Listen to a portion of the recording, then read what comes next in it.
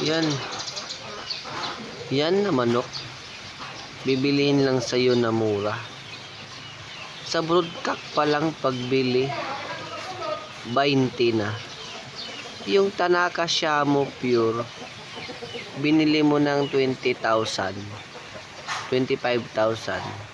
Tapos nagbreeding ka, bibilihin lang sa'yo ng 1,500 yung manok mo.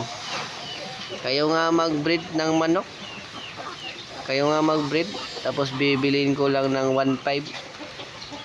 Sige nga, yung winner niyo na manok na 2 beses nanalo, bilihin ko ng 1,500. Sige nga.